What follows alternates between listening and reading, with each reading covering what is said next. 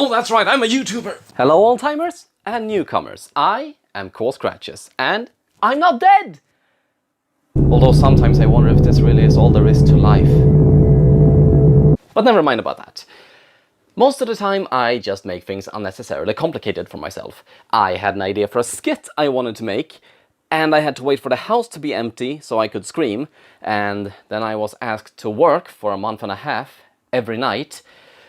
And my mom wanted a picture of our cat, and I had to draw something else first to remember how to do that, and all of a sudden I had so many things all on my plate all at once. I just felt this crushing weight atop me that kept me from even breathing. And I realized I actually missed the grind. I missed the routine to just keep on swinging no matter what was thrown at me. So I will do better, starting with Nightlight. Oh, the movies one could review on Halloween. Season of the Witch, Sleepy Hollow, Mama, Tales from the Dark Side, the Babadook VHS, and I go with fucking Nightlight. Because that's just the kind of guy I am. Not to suggest it's completely out of theme. 5 teens are stalked through the woods by a vengeful entity at night, herded towards a desecrated church at the top of a 1,000 feet tall cliff, one by one made to suffer at the hands of a spirit fed by the myriad distressed children, taking their lives in the suicide forest. So, fuckers are hunted down by some embittered pussy's avatar for the crime of being young. You know that humorous feeling you have of not needing to watch this movie, growing off of your initial curiosity about a film you've never heard of? Yeah. And here is the salty cunt! Isn't it cute? This is Ethan, played by Kyle Fane, and he's tried committing suicide. That's awful! Immediately I care about this character, and I can't wait to follow him through the movie. And he killed himself after asking his best friend to prom, and she turned him down. Color me intrigued. Okay, I'm being a dick for no reason. Spirit life or not, suicide is one of the most devastating tragedies any person can experience. It's a pain that radiates through everyone who knew them, and it isn't over in a moment. It's a toxic, foul thing. Honey and wine for literary devils and personal hellscapes. The trial sent by God at which failure begets purgatory. A life spent suffering the guilt of knowing against reason that if only you'd done better, then they would still be alive. So no, this movie will not follow Ethan. It will follow the people left behind. The best friend who turned him down, no doubt devastated by the loss she made. According to Facebook, Ben likes sports, rock climbing. He really likes dogs, so you are gonna be my wingman, okay? Aren't you just dying to follow this cow? This would be Robin, played by Shelby Young, who mostly does voice work for animated shows and video games, and you may know her fondly from Arcane as Additional Voices. Not that I'd ever judge an actor for the stardom they hold, and she does an alright job in front of the camera as well. But her character? Tell me if this sounds at all familiar. A kind-hearted but alienated main character abandons her best friend to be accepted by the popular clique and lives to regret it. It's that formulaic! And what kind of people was she so keen to win the approval of? Yo, Robin, you work at the dairy farm now? Me? Yeah, Kathy told me that she thought she saw you yesterday cleaning counters or something. If you kill yourself, you deserve to literally lose a life, you know what I mean? Something about tramp stamps and tongue rings. Like, I'm always gonna talk shit about girls who have them, but the truth is, it's instant Viagra. And the guy she likes? Killed off before he has a chance to say something that would make us hate him. What a worthwhile hour and 20 we're in for. All of this boils down to the essentials of a slasher movie where the killer has been replaced with ghosts. It's a plot without a point made to put human feces in lethal situations for our entertainment, each getting picked off one by one. Which to itself doesn't have to be a bad thing, and it does mean the movie is paced more by happenstance than by plot progression, which generally is something that I like about found footage. But if it feels like I'm moving a bit faster through this movie than I generally do, that's because there isn't a lot to work with. I'm a Greek statue, I'm a Greek statue, I'm a Greek statue. I'm a Greek statue, I'm a Greek statue, I'm a Greek statue. I'm a Greek statue, I'm a Greek statue. I'm a Greek statue, I'm a Greek statue. I'm a Greek statue. I'm a Greek statue. Okay. My generation had Spin the Bottle and Strip Poker. Did this replace that? Also, all the actors are well into their 20s, but they're supposed to be playing minors, right? My neighbor sent a naked picture to her own Gmail account. Bam, charged with distributing child porn on. So what are you doing to me? Back to the, well, events.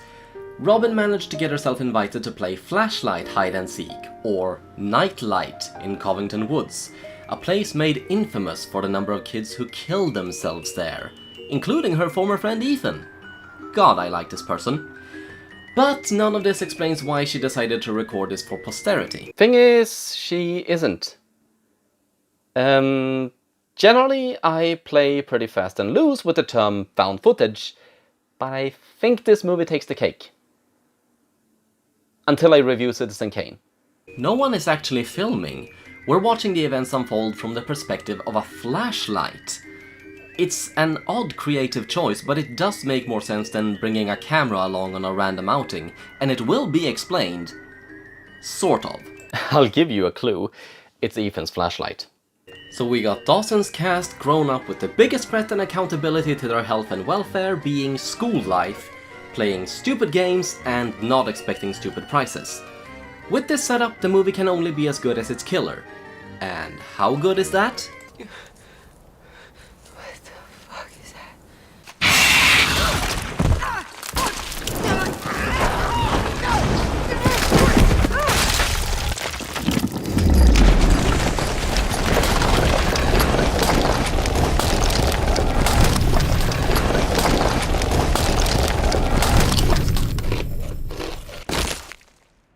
No, it's not scary, not in the slightest.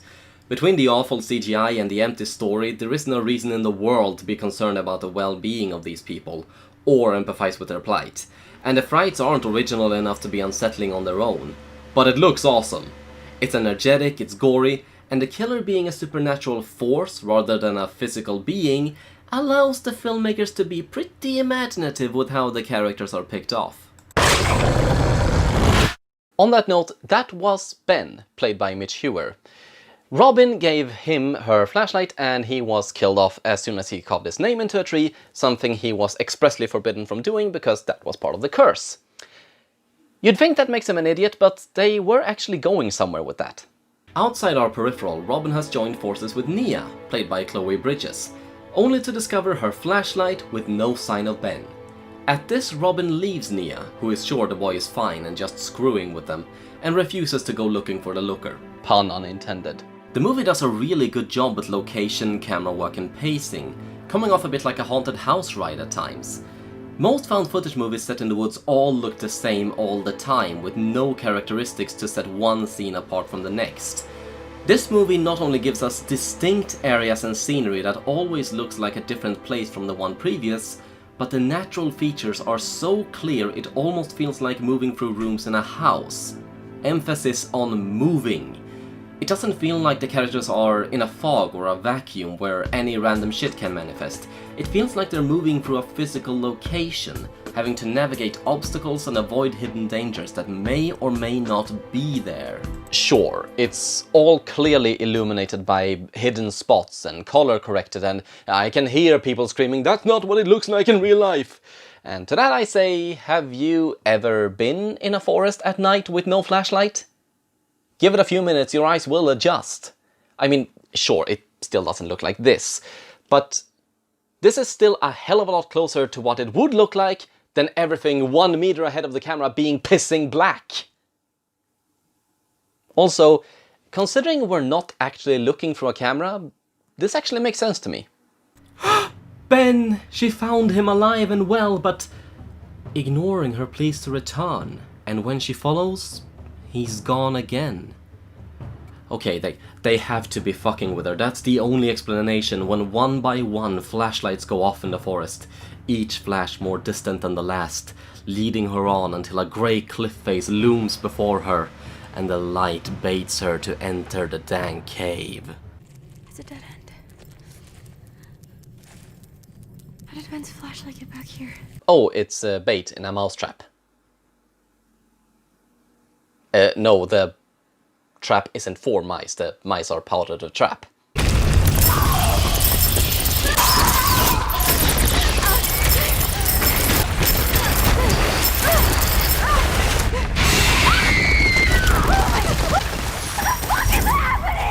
I don't know, but I think Shyamalan could sue somebody. By the way, Ben found a bear trap earlier, and rather than abort the game then and there, he decided to leave it alone so this could happen. It bit into her leg brace. Aside from a bit of blood, nothing comes of this. It could have been left out of the movie entirely, but you know what? Variety is fun. Oh look, here's Chris! And there he went. To the church! 'Cause he said. And here's Nia! 4 reasons. Now, Chris, played by Carter Jenkins, is the one who exposited how a lot of the curse works. He said that everything in the forest is haunted. And if you die in the forest, you become part of it. You write your name on a tree, it's a request to die. If you fall asleep, then there's no way out. And if you go to the church and confess your sins, then it's too late. The evil takes you over and make you jump off a cliff. So you would think it would be pretty stupid for him to suggest they run to the church. Well, it turns out this whole thing was just to screw with Robin, who all of them think is pretty lame. They set the whole thing up, brought fake blood with them, carved their names into the trees, and they were gonna pretend to get picked off one by one, scaring the pookie out of her. Because it'd be funny. You'd think kids raised to believe emotional abuse is as bad as physical wouldn't be this unhinged, but fuck it, if they're not assholes, it's not okay to wanna see them die. And at this revelation, how best to react?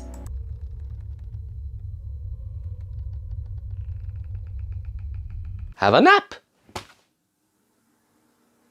The ghosts are the ones that made them sleepy. They didn't just decide it had been a long day and they could use a nap, but still, it's a bit weird. It does give us this scene, when Amelia and Chris find them. They say that when you're being raped that you should feel fire because no one comes when you need help. Fire! Fire! Rape! And this scene, when Chris runs away. She's alive. Just wanted to point that out in case anyone thought it actually was supposed to look like the tree crushed her. Did I mention this movie was written and directed by Scott Beck and Brian Woods? You know, A Quiet Place, Haunt, A Quiet Place 2. Our little Briar rosebuds awaken, alone, scared and disoriented. Exhausted and horrified, barely maintaining their composure, they make their way anywhere but here, still feeling as if in a dream. And suddenly, illumination. Somehow and way, they find themselves on a nigh overgrown path, selectively lit by aged and weathered spots hidden among the foliage. It's just motion detectors. It's just motion detectors. It's just motion detectors.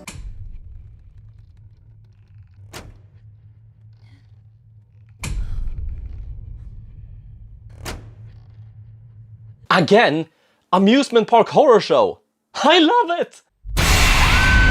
By the way, just in case the audience couldn't put 2 and 2 together, here's Robin explaining what happened between her and Ethan. I was tired of being the smart girl who socialized with the uncool. I wanted to be pretty and popular. Christ's sake, we know! Did we really have to stop the movie for this? Thank you! Her soul bad and found soiled, Robin flees for the woods, regretful but unwilling to face her punishment.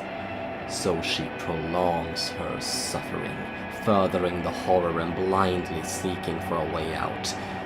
But the forest will not let her go. No, even when she finds the way they first entered and crossed the raging stream, she's swept into the water and returned to its grip.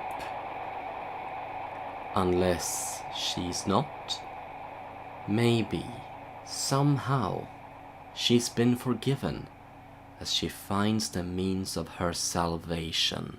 A shitty abandoned truck! It is heavily implied the truck is in fact Ethan's. She not only finds a keychain identical to her own, she also finds a poster for the dance that he wanted to take her to. But the truck is also identical to her own. So either this is in fact her truck and Ethan just has a flair for symbolism where he, in not so many words, explained that she was still his friend and he forgave her. Or he was so obsessed with her, he bought the exact same truck as her, meaning their relationship was toxic in a way the movie just never covered. Either way, she has been given an out, which she promptly ignores. Instead of accepting her forgiveness or just taking advantage of the opportunity presented to her, she follows her guilt, decides to take responsibility for Ethan's suicide and, I don't know, help him move on? By the way, she brought a dog, didn't she? Just in case you felt she didn't deserve to die anymore. But there's still 20 minutes of movie left to fill with a lot of nothing. An unknown operator recovered a flashlight and used it to shine their way to the church, hoping in vain that even abandoned and left to rot, the symbols and shelter may guard them from harm and evil. It's not like other culturally significant and well-known horror movies use the desecration of holy ground as an important plot point. Fuck! I was scared shit was waiting for you!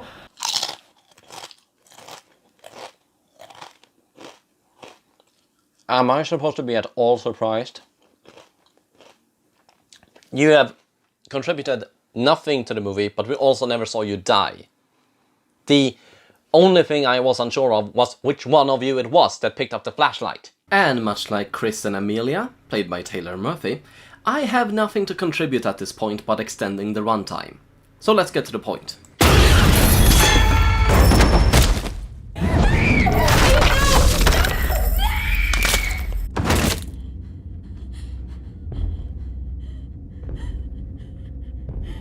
I know it sounds like I have a downer on the ending. I don't. The violence, the gore, just what's going on, all of it is very satisfying.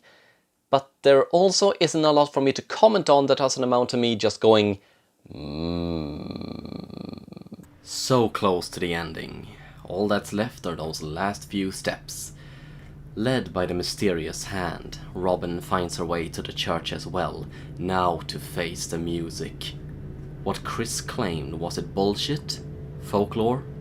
Prophecy? Either way, she follows it like a script. She kneels in the confessional and begs forgiveness, finding none. Just the vengeful acts of a thing bereft of closure, or perhaps sheer malice.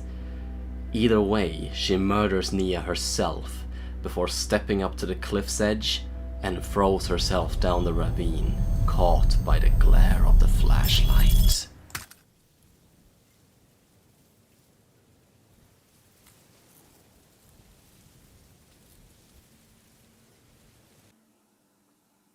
Not sure what just happened. Either the spirit was Ethan himself punishing Robin for abandoning him, or he was a victim to the spirit as much as anyone else. The flashlight belonged to him, so best I can figure, Ethan possessed the flashlight, and he was just watching as the spirit enacted vengeance on his behalf, and in the end we see him ascend to the afterlife. Or maybe it was all him and he was just a psychopath. Either way, I actually like this movie. Flaws, flaws, flaws everywhere. It's a mishmash of poorly constructed nonsense just barely held together by a plot so thin it may as well be double-sided scotch tape. The effects are awful, the story recycled, the characters cardboard, the setting cliché, and nothing new was achieved and nothing has been gained in watching it. It fails at pretty much every bare minimum for telling an engaging, worthwhile story that would have you put down your snacks and pay attention, stealing your mind for just a short time. You know what it does well? Spectacle. It's a movie that gets better the less you pay attention to it. I needed to watch it 3 times just to make sure I followed the dialogue because I kept zoning out, only to get snapped out of my stupor by colorful, energetic, violent bloodshed, sprinkled with ghostly apparitions and random nonsense. I did not need to put down my potato chips, I could eat them and still enjoy the movie. There's almost no story, just a setup to bring these characters together, make you hate them and watch them die.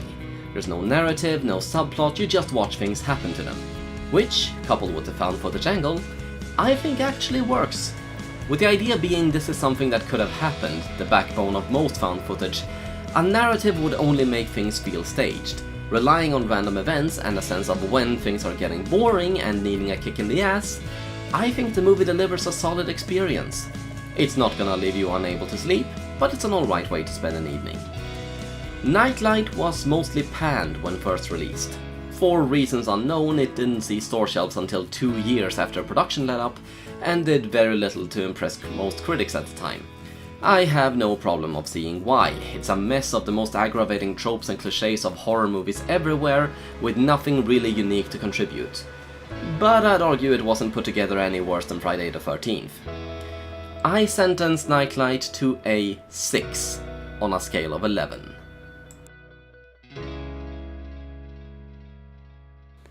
Thank you all for watching. I have been Core Scratches, and I hope you will see me again next time to take another look at what I found.